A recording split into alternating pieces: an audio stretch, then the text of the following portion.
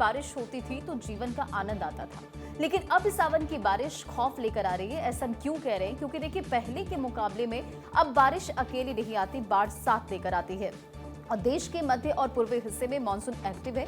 मध्य प्रदेश, राजस्थान के कई इलाकों में लगातार तीसरे दिन भारी बारिश से हालात खराब हो गए हैं और इसकी वजह 3 मानसूनी सिस्टम है। इसके कारण अरब सागर और बंगाल की खाड़ी से बड़ी मात्रा में नमी आ रही है। भोपाल में बुधवार को लगातार तीसरे दिन स्कूलों की छुट्टी रही। वहीं उत्तर प्रदेश में पिछले 2 दिनों से भारी बारिश की वजह से लोगों की मुश्किलें बढ़ गई है। वाराणसी में घाटों की सीढ़ियों तक पानी पहुंच चुका है। 100 से ज्यादा छोटे मंदिर डूब गए हैं। ऐसे में लगातार यही अपील की जा रही कि आप अपना बहुत ध्यान रखें। और एमपी राजस्थान के 15 से ज्यादा शहरों में लगातार बरसात जारी है। भोपाल में नर्सरी से 12वीं तक के सभी स्कूल बंद करने पड़े हैं। इसी के साथ में यूपी में गंगा और यमुना समेत 10 नदियों खतरे के निशान के पार इस समय पहुंच चुके हैं। कुछ सहयोगी हमारे साथ में समय जुड़ चुके हैं। देहरादून का रुख करते हैं, हितेश हमारे साथ में इस समय मौजूद है, सीधे उनका रुख करते हैं। हितेश, उत्तराखंड में अगर बात की जाए मौसम की क्या स्थिति है, क्योंकि अलर्ट भी जाहिर तौर पर जारी किया गया है।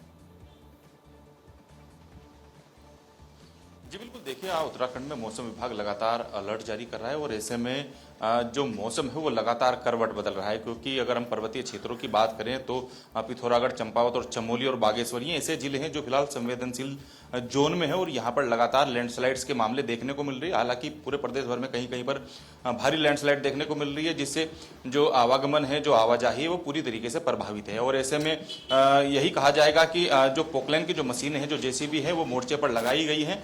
क्योंकि जिस तरीके से भारी मलबा आ रहा है, कोई हताहत की सूचना भी नहीं है। तो ऐसे में लगातार जो आपदा प्रबंधन है, उन्होंने एसडीआरएफ और एनडीआरएफ की जो टीमें हैं पर्वतीय क्षेत्रों में अलग अलग जगहों पर लगाई गई है। सबसे बड़ी बात यह है कि मुख्यमंत्री पुष्कर सिंह धामी ने एक बैठक ली है, जिसमें जो हॉट स्पॉट बनाए गए हैं वहां पर अलग से शिविर बनाने की बात कही है और अलग से राहत सामग्री पहुंचाने की बात कही है। क्योंकि जिस तरीके से आने वाला जो समय है, मौसम जिस तरीके से करवट बदलेगा, तो उसमें कोई भी कोताही ना बरती जाए।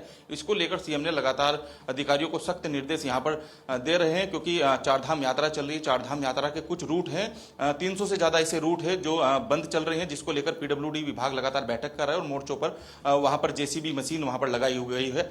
अगर हम नदियों की बात करें तो अलकनंदा और भागीरथी और गंगा नदी, तीनों नदी अपने जलस्तर से ज्यादा चल रही है और उसको लेकर भी जो सभी जिलाधिकारी हैं उनको अलर्ट पर रखा गया है। मुख्यमंत्री ने साफ तौर पर पूरे प्रदेश के सभी जिलाधिकारियों को अलर्ट पर रखा गया है। उनकी एक मीटिंग भी ली है, उनको साफ तौर पर निर्देश भी दिए गए हैं कि कहीं पर भी किसी भी प्रकार की कोई भी लापरवाही न बरती जाए और आम जनता से और यात्रियों से भी प्रदेश में जो चीजें हैं उनके अनुरूप ही आने की बात यहाँ पर शासन ने कही है। जी